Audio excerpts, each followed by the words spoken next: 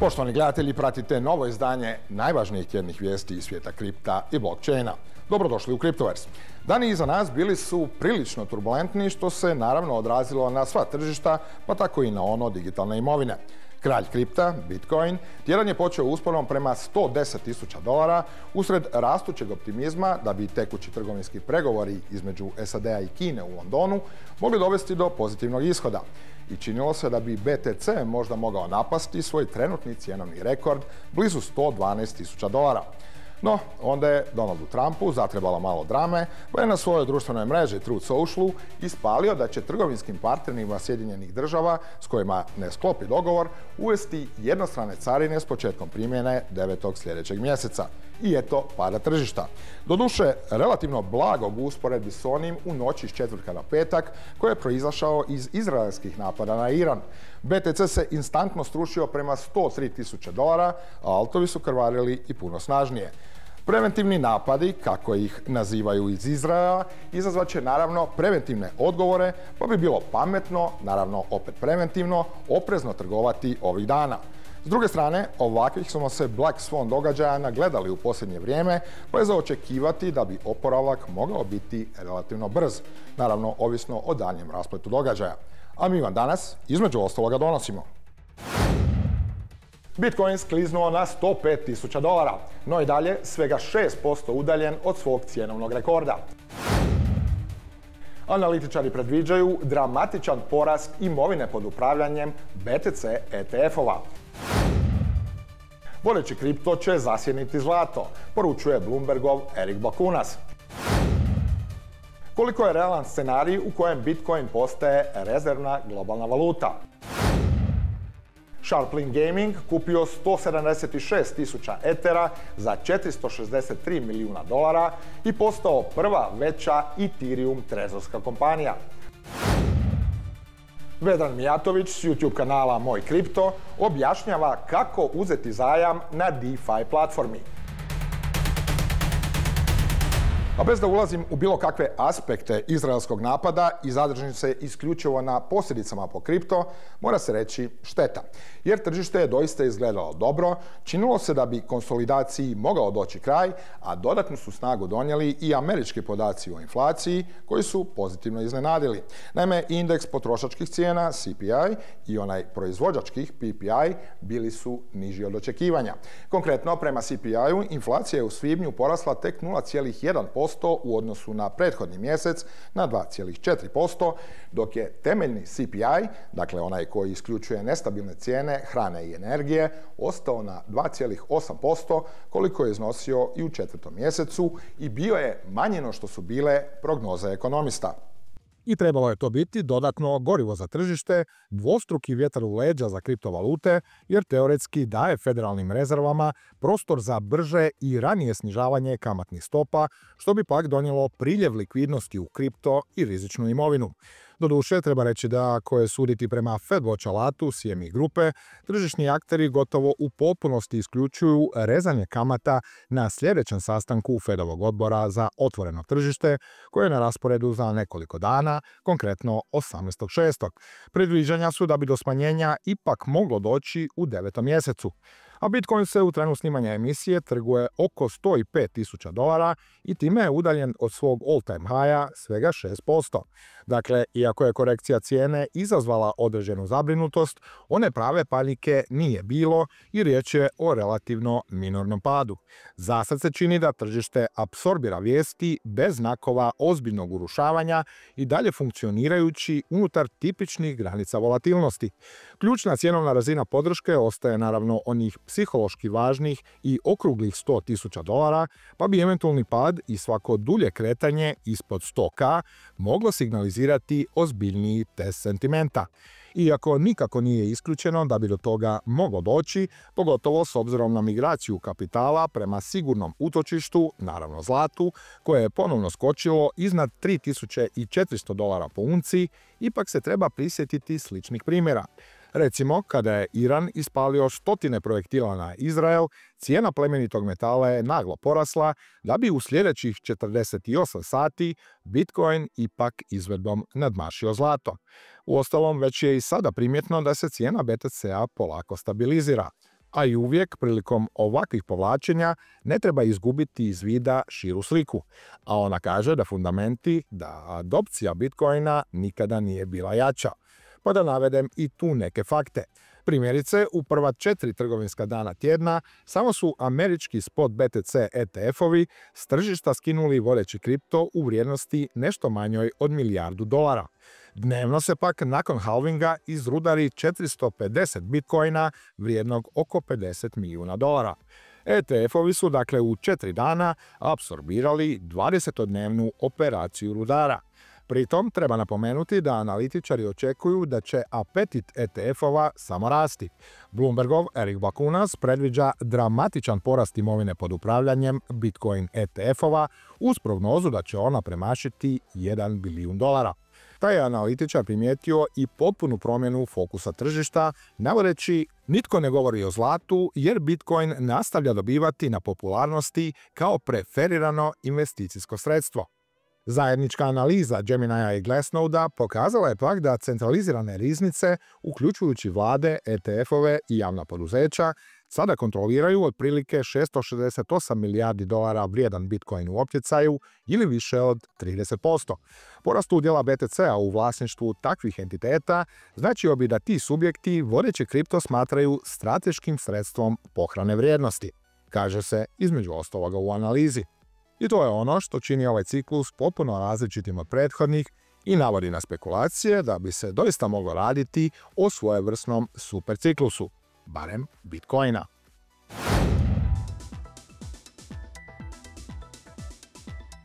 A prije nego što nastavimo s vijestima, predstavljamo vam Best Wallet koji je sponzor današnje emisije. Ovo naravno nije financijski savjet niti nagovor na kupnju. Dakle, Best Wallet stremi biti najnapredniji Web 3.0 novčanik u budućnosti s ambicioznim ciljem da osvoji 40% tržišnog udjela do 2026. Od svog pokretanja Best Wallet se doista pozicionirao kao jedan od najboljih kriptonovčanika te je izrastao u robustan ekosustav koji podržava više od 60 blockchainova. A Best Walletova mobilna aplikacija omogućuje vam potpuno anonimno trgovanje bez KYC verifikacije.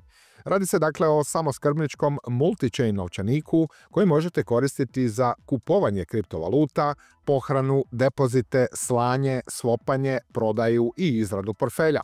Odnosno možete upravljati svim svojim tokenima u bilo kojem novčaniku unutar aplikacije Best Wallet, a sada uključujući i Bitcoin wallete. Sve na jednom mjestu. Aplikacija dalje omogućuje staking kriptovaluta, ali i kupovinu proizvoda i usluga. Naime, svoj kripto možete koristiti za trgovinu s Best karticom koju podržava i Google i Apple Pay uz cashback do 8%. Također, Best Wallet mobilnu aplikaciju možete koristiti i za iGaming, te uz nju, što nikako nije nezanemarivo, dobijate ekskluzivni rani pristup lansiranju partnerskih tokena, dakle tokena u pre-sale fazi.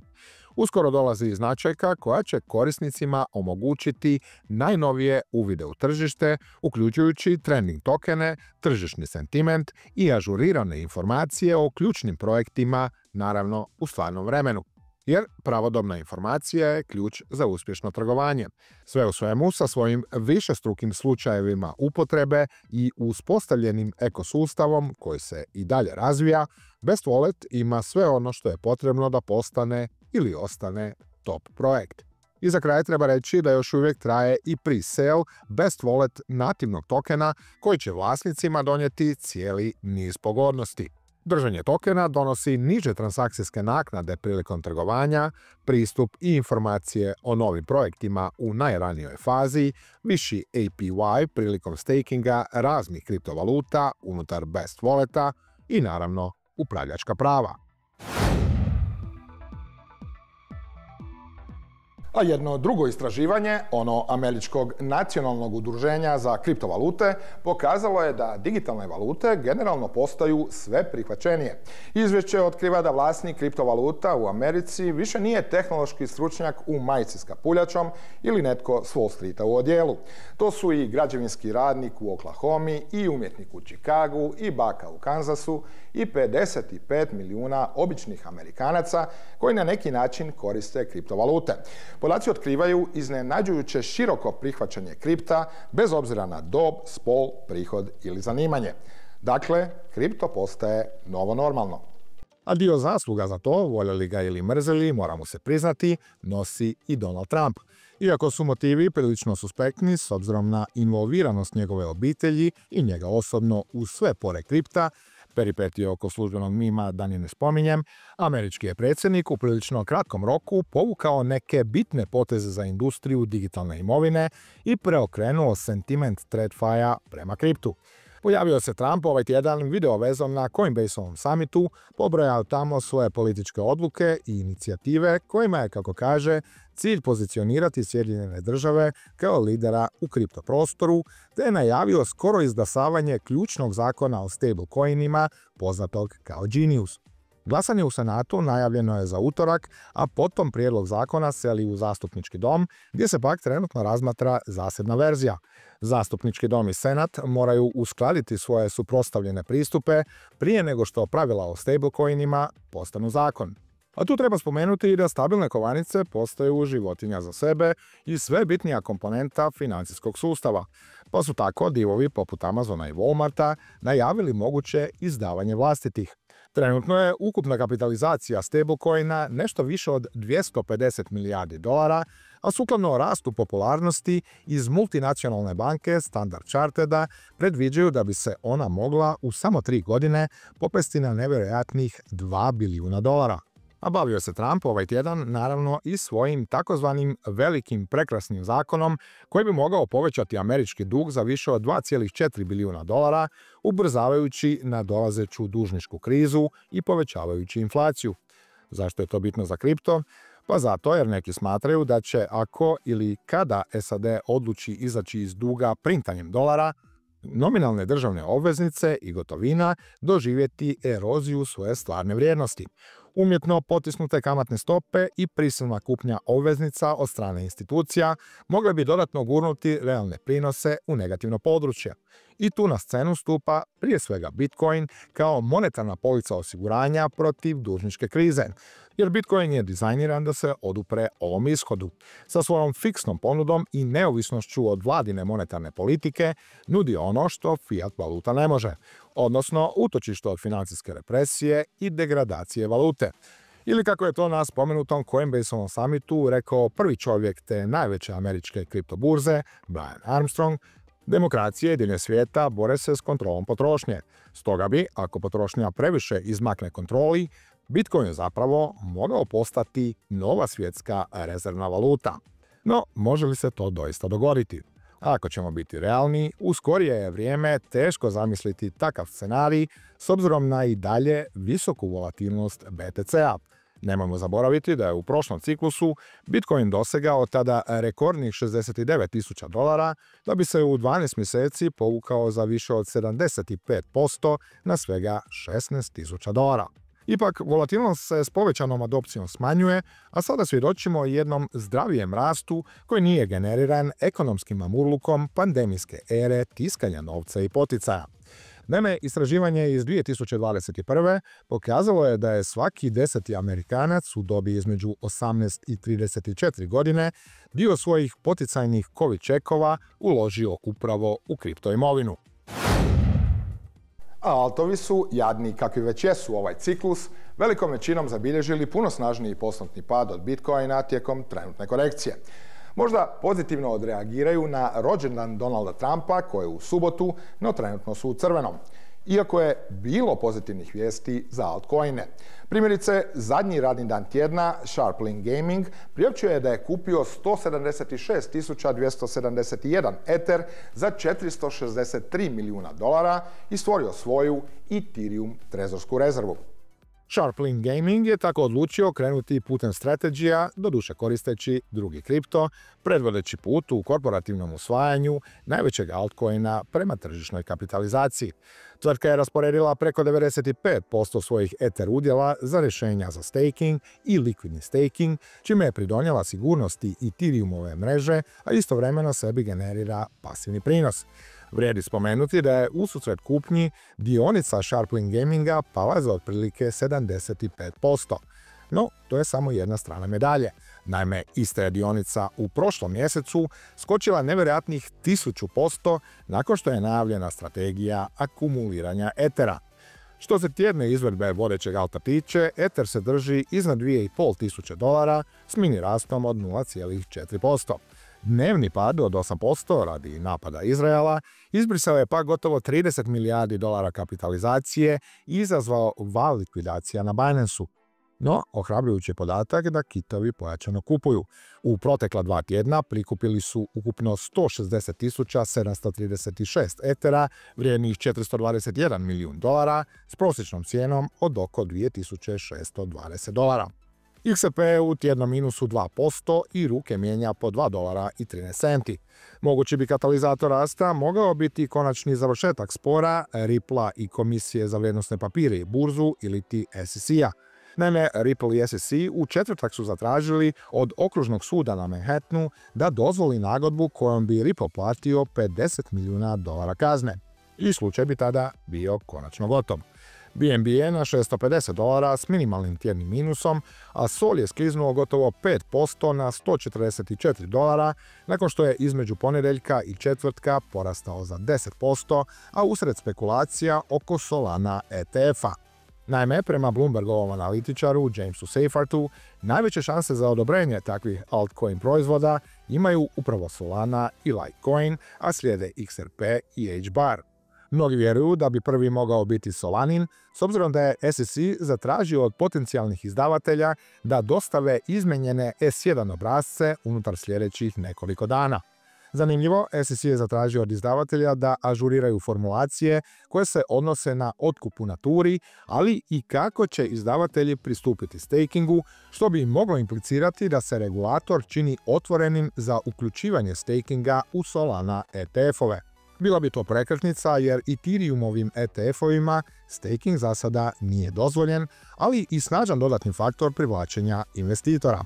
Seyfarth vjeruje da bi Solana ETF-ovi mogli doći već do kraja sljedećeg mjeseca, iako su konačni rokovi za odluke SEC-a o takvim prijavama tek u 10. Sve u svemu čini se da će SEC doista uskoro otvoriti vrata alt ETF-ovima, a to je onaj posljednji korak izgradnje mosta između tradicionalnih financija i digitalne imovine.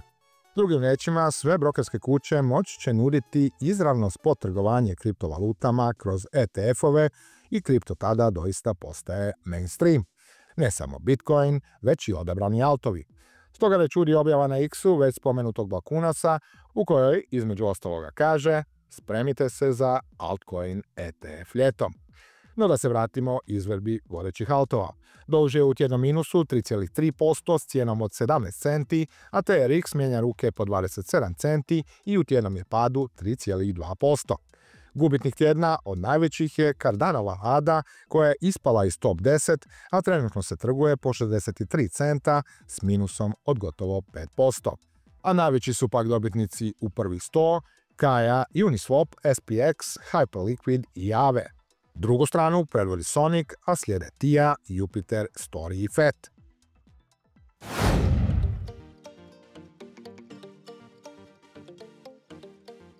Danas vam u sponzorskom dijelu predstavljamo Fimex, vrhunsku globalnu burzu kriptovaluta koja nudi besprijekorno profesionalno okruženje za trgovanje. Osnovana 2019. od strane tima bivših rukovoditelja Morgan Stanleya, pokrenuta je kako bi osigurala učinkovitost institucionalne razine s jakim naglaskom na korisničko iskustvo, pouzdanost i zaštitu imovine. S globalnom bazom korisnika koja već premašuje 5 milijuna ljudi, Fimex nudi spot tržište i tržište izvedenica, podržavajući više od 470 kriptotrgovinskih parova s polugama i do 100x. Velika likvidnost, brza kupnja vašeg kripta karticama i bankovnim prijenosima, vrlo niske transakcijske naknade i potpuna sigurnost tek su neke od brojnih pogodnosti idealnih kako za početnike, tako i za iskusne trgovce. Fimexovo jednostavno, interaktivno i intuitivno sučelje također omogućava copy trading prokušanih trgovaca i automatizirano trgovanje botovima, a svi korisnici mogu se pridružiti tjednim promotivnim kampanjama i zaraditi nagrade trgovanjem te izvršavanjem zabavnih i edukativnih zadataka. Dodatno, i možda najbitnije, samom činjenicom da ste odradili 3 koraka potrebna kako biste uopće počeli trgovati, dakle KYC, depozit sredstava veći od 50 i prvu transakciju višu od 100 USDT-a, Fimex će vas nagraditi sa minimalno 20 pa čak do 4800 USDT-a. Pa zašto ne iskoristiti priliku i uzeti besplatni kripto? Korištenjem sigurnog linka za registraciju koji se nalazi u opisu ovog videa možete do tih svojih minimalno 20 USDT-a, a ujedno pomažete i da Fimex ostane dugoročni partner Kriptoversa. A sada je Fimex pokrenuo jedno od najvećih trading natjecanja do sada, u kojem možete sa svojim timom pokušati osvojiti dio USDT-ova iz nagradnog fonda teškog $5 milijuna. Tim s najvećim povratom ulaganja osvojit će 60% nagradnog fonda, a tu je i mnoštvo drugih nagrada. Fimex, sinonim za sigurnost, pouzdanost, učinkovitost i širinu izbora za kriptoentuzijaste svih potreba uz korisničku podršku 24/7, 365 dana u godini. A jedan od ključnih slučajeva upotrebe kripta će sasvim sigurno biti decentralizirane financije ili ti DeFi. Zapravo već jesu. Pa kako DeFi izgleda u praksi? Kako recimo uzeti zajam u stablecoinu na nekoj od DeFi platformi bez treće strane, dakle recimo banke, bez papirologije i potpuno transparentno? Sve to zna i donosi u sljedećih 10 minuta Vedran Mijatović s YouTube kanala Moj Kripto. Vedrane, izvoli. Pozdrav! U današnjem videu ću vam pokazati kako rade decentralizirane financije, odnosno kako se može dobiti kamata na deponirana sredstva kripto i kako se može dobiti zajam na ista ta deponirana sredstva. Da bi to napravili, moramo otići na jednu od platformi koja nudi decentralizirane financije. U našem slučaju ćemo otići na Compound Finance. Njih sam izabrao zato što su oni jedni od najstarijih, najpouzdanijih i najvećih platformi za DeFi, decentralizirane financije. Dakle, to je platforma koja na decentralizirani način bez posrednika putem samo smart kontrakta na blockchainu nudi ljudima da zarađuju kamate na svoja deponirana sredstva i da uzimaju zajmove. Evo, do sada su već već su izdali $993 milijuna vrijednih zajmova koji su poduprti, odnosno koje štiti kolateral od $2 milijarde. Tu ćemo otići na aplikaciju, morat ćemo spojiti wallet, naravno evo ja imam tu wallet MetaMask na Base mreži, zato da nam bude jeftinije transakcije i imam nešto Ethera kojeg ću sad tu deponirati. Znači tu kad smo spojili wallet vidimo da tu možemo izabrati market, znači mrežu na kojoj su ti svi marketi, oni tu nude više toga. Na našoj base, evo već nam je izabrano USDC. I to znači da mi želimo posuditi USDC, namjera ovog videa je da deponiram Ether i da na osnovu njega posudim USDC. Dakle, tu sad ja nudi mi se Ether i ja sad kažem ja ću tu deponirat, plus ću staviti, suplijat ću 0,02 Ethera, to je otprilike $50, evo tu piše da je 49,68 i to ćemo deponirat, submitat ćemo transakciju, tu ćemo potvrditi standardno, ovdje to možemo pratiti transakciju na blockchainu dok se ne provede, ova još nije provedena, tu vidimo da radi. Evo ga, piše success, znači prošla nam je transakcija i to je to. I sad će nam se ubrzo tu pojaviti, evo tu još piše pending, još uvijek čeka, evo ga, sad nam se pojavilo da sam ja deponirao tu 0,02 Ethera i da mogu posuditi USDC. I sad idemo na posudi USDC. I on sad meni kaže moj kolateral vrijedi $49.68 i borrow capacity, znači na to mogu posuditi $42. I available for borrow, znači ja mogu posuditi maksimalno 42, nikad nije dobro ići do maksimuma, jer onda postoji veća opasnost od likvidacije, ali to ćemo malo kasnije. Znači, ajmo reći da ću ja sad na tih $50 posuditi, šta ja znam, 25.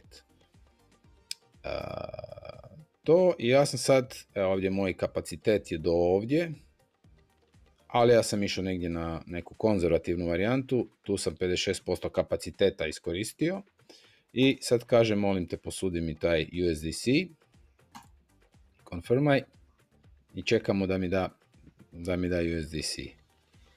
Ja sam tu osim Ethera mogao deponirati kao kolateral na ovom tržištu na Base-u.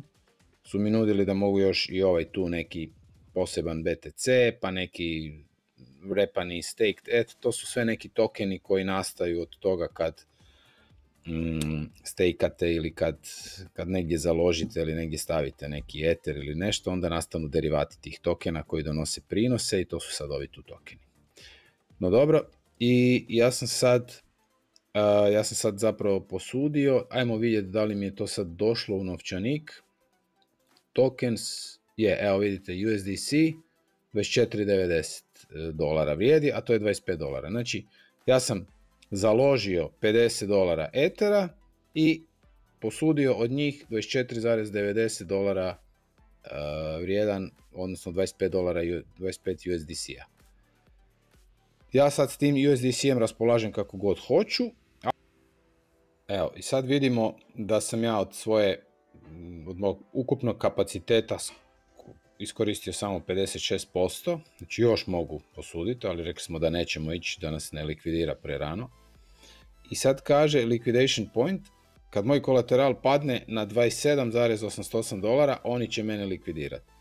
Znači ja sad, moj kolateral vrijedi $50, ali ako bi sad Ether kojeg sam ja založio pao ispod, počeo naglo padati u cijeni, i da sad taj moj kolateral Ethera kojeg sam stavio vrijedi 27.88, u tom trenutku će oni mene likvidirati, prodat će taj Ether i zatvorit će poziciju, meni će ostati 25, a oni će si uzeti 27.88. Na taj se način sustav štiti da bude uvijek u plusu, a ja tu moram pratiti, na meni je da ja sad ovo pratim i da gledam da kad se eventualno približi ovoj brojci, ako bi išao Ether sad prema dolje i da moj kolateral manje vrijedi, što bi se on više približavao ovdje, ja bi mogao napraviti ili da još dodam Ethera, pa da si tu osiguram da me likvidira, ili da vratim dio onoga što sam posudio.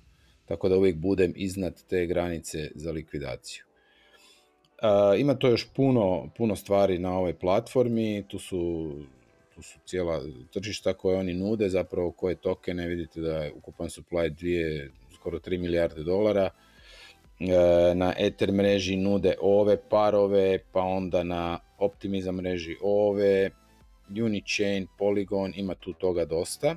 Dakle, kad deponirate sredstva, vi ćete dobiti kamatu, a ta kamata je dijelom dolazi iz naknada koji plaćaju ljudi koji kupuju, koji uzimaju zajam, i još jednim dijelom iz compound tokena koji sama compound odnosno njihova platforma, oni to tiskaju, izdaju te tokene i onda te tokene daju kao nagradu za korištenje svoje platforme i kao neki mehanizam izjednačenja da to sve zapravo ima matematiku i da to sve drži vodu. Dakle, postoje dvije su stvari, dobivate kamate u vidu tokena i kamate u vidu ovoga aseta koji ste deponirali. Postoje tu sad još i neke ekstenzije koje oni nude za neko lakše upravljanje, da bude vjerojatno neki bolji komfor vam pruža kod rada i ko zna šta. Nisam to tu možete i glasati sa compound tokenima. Ovakvih platformi ima nebrojeno, ali od ovih starijih, poznatijih treba istaknuti Aave kao jednu najveću. Compound je ova na kojoj radimo, postoji MakerDAO. To su sve ozbiljne i velike platforme koje su i pouzdane i dobro rade. Svaka od njih ima neku svoju specifičnost i neku neke dodatne funkcije, ali evo recimo Compound je možda i najjednostavnija za rad i na njoj možda možete najbolje vidjeti kako to sve izgleda na nekakav jednostavan način. Evo možemo vidjeti sad kako izgleda ako želimo vratiti, na primjer ovih 25, znači ja sad više ne želim imati $25, želim vratiti, zatvoriti tu poziciju, idemo tu na Repay, kažemo maksimalno i submitamo transakciju. Dakle, jednostavno je, vrati se u 2 klika kao što smo i posudili. Ovdje je važno reći da ne dobivate kamatu na sve deponirane, na svaki deponirani kripto, samo dobivate kamatu na USDC. Dio ovih tokena koje možete deponirati služi samo kao kolateral za posudbu, a dio služi i kao aset na koji možete dobivati kamatu. A sad ću vam pokazati kako izgleda kad samo deponirate. Ja imam sad na svom novčaniku, ovaj drugi novčanik, imam 50 USDC-a i ja ću njih deponirati da vidim koliko ću dozarađivati kamate za to. Dakle, evo reći ću, ajmo reći točno 50 i reći ću potvrdi. Tu sam potvrdio, čekamo da to prođe.